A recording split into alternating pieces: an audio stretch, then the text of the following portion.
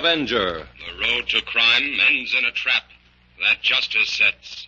Crime does not pay.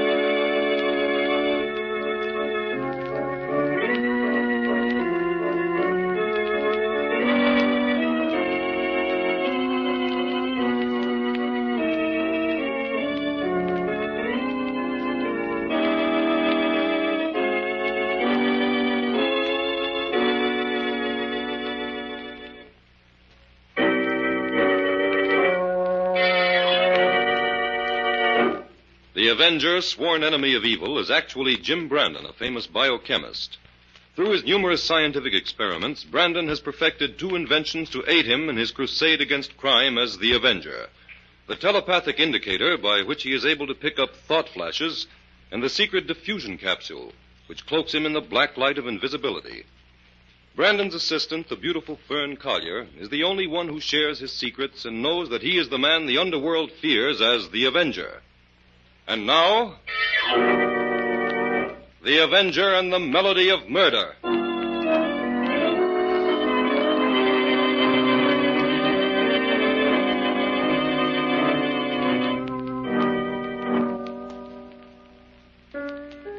Hawkins! Hawkins! Yes, Mrs. Carlton? Go into the music room and see how much longer that piano tuner is going to take. Oh, that infernal noise is getting on my nerves. Yes, madam. Oh, Hawkins. Has Mr. Carlton come in yet? Not yet, Mrs. Carlton. Well, the moment he comes in, tell him that I wish to see him. I shall be waiting here in the library. Now, see if you can get rid of that piano tuner. Yes, Mrs. Carlton.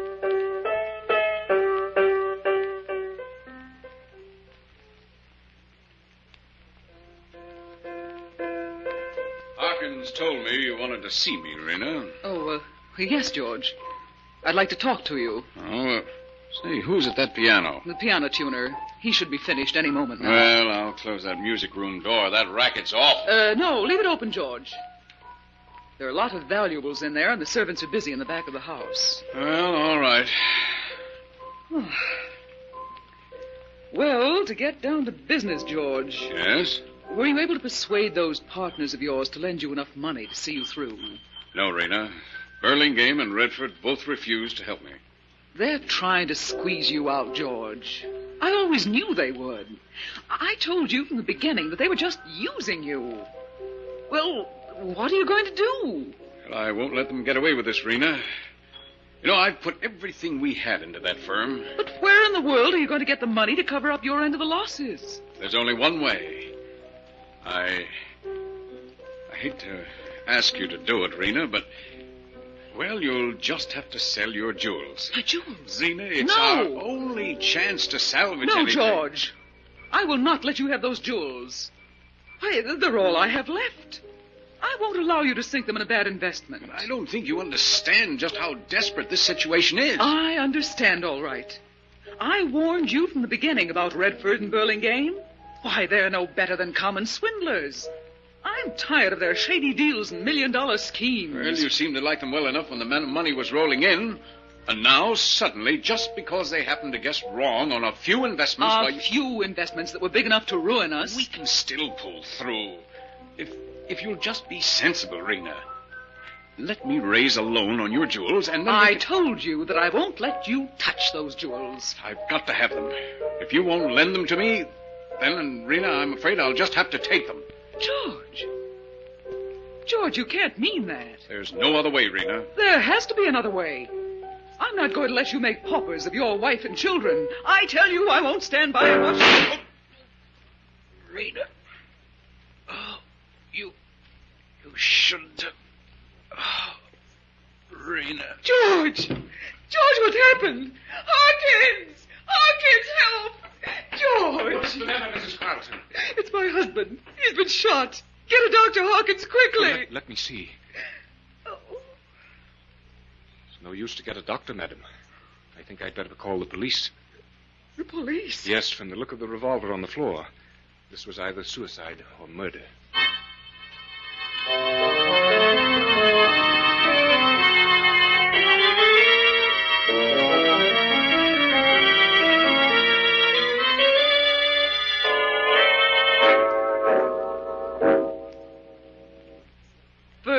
Collier. Dear, it was good of you to come. Mrs. Carlton, I brought a friend of mine to help you. This is Jim Brandon, Mrs. Carlton. Mr. Brandon. Mr. Brandon, I am innocent. But we can never prove it. The gun, everything. Mrs. Carlton, Fern has known you and your family for a long time, and she believes you're innocent. If you are, we'll find a way to prove it. But how? Why, the evidence is all against me, Mr. Brandon. Why, sometimes I sit here in this cell and wonder if I could have fired that gun without knowing or remembering anything about it. Oh, of course you didn't. Suppose you tell Jim exactly what happened and let him handle everything for you. Yes, Mrs. Carlton. Tell me the truth. That is one weapon that is stronger than any kind of evidence. Yes. Well, where shall I begin, Mr. Brandon? First of all, Hawkins, your butler, testified that you and your husband were quarreling just prior to the shooting. Yes. Yes, that's true, Mr. Brandon. We were quarreling violently over money. My husband's firm had made a bad investment. His two partners, Martin Burlingame and Paul Redford, they'd been able to cover their losses.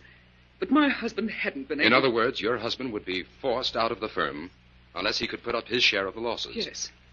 Yes, that's right, Mr. Brandon. Now, about the shooting and the gun.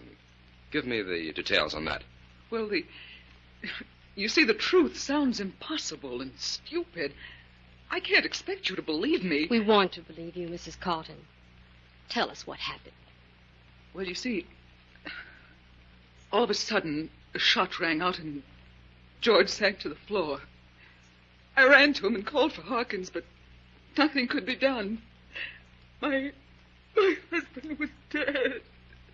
Then Hawkins noticed the gun on the floor. Yes. I can't understand where the gun came from or how. All I know is that suddenly it was there. A set of your fingerprints were on that gun, Mrs. Carlton. Yes, I know. You see, I did a very foolish thing. I picked it up to examine it. I guess I couldn't believe my eyes. Where was Hawkins when you picked up the gun? He says he didn't see you do it. Hawkins was telephoning the police, I think. Oh, Mr. Brandon, I don't know. Everything became so confused. Mrs. Carlton, we might as well face the fact that your fingerprints on that gun are conclusive evidence as far as the police are concerned. I know, Mr. Brandon. Naturally, they believe that single set of prints was made when you fired the gun, not when you picked up the gun to examine it. If only Hawkins had seen me pick up the gun after the shooting. But he didn't. So we only have your word for it. I know. I can't expect them to believe me. But I'm telling you the truth, Mr. Brandon. I swear it. Oh, Mrs. Carlton, please. You've got to be strong so you can help us prove you're innocent. I'm sorry. Of course, Fern. Mrs. Carlton, think carefully now. Could anyone have been hidden in that room? No. No, Mr. Brandon, I'm certain of that. There was no one there but George and me. The piano tuner was in the next room. The piano tuner? Yes. I remember hearing him drumming on the piano just as the shot was fired. So he couldn't have done it. What happened to that piano tuner? Why, I don't know. Why, I suppose he was frightened by the shot and just left. Well, who was he? I'd like to question him. Oh, I don't know that either, Mr. Brandon. He said that when he arrived that my husband had hired him. And George was quite a good musician. Thank you, Mrs. Carlton. That will be all for now. Tell me frankly, Mr. Brandon. Do you believe the story I've just told you? Yes, I believe you, Mrs. Carlton. I've learned that crime is often quite fantastic in its effort to outrun the law. But can you help me, Mr. Brandon? I'll do everything I can. Don't worry, Mrs. Carlton. You're in good hands now. Jim doesn't believe the perfect crime exists.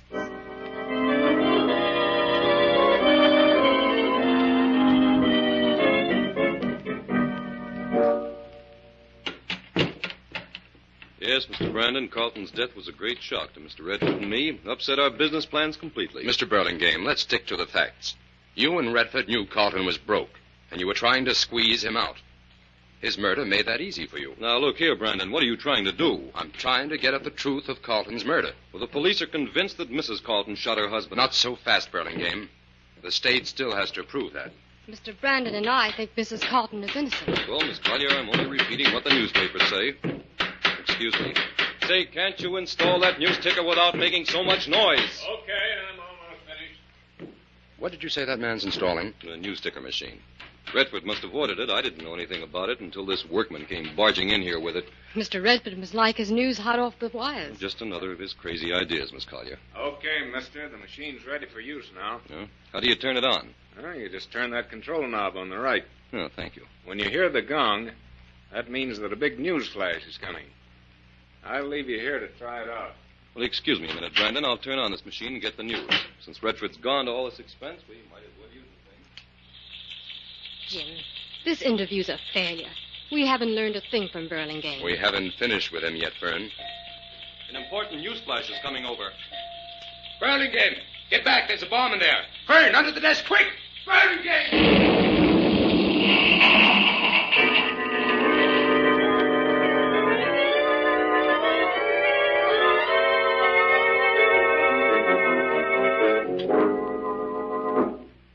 Fern, we didn't get here to Redford's apartment in time.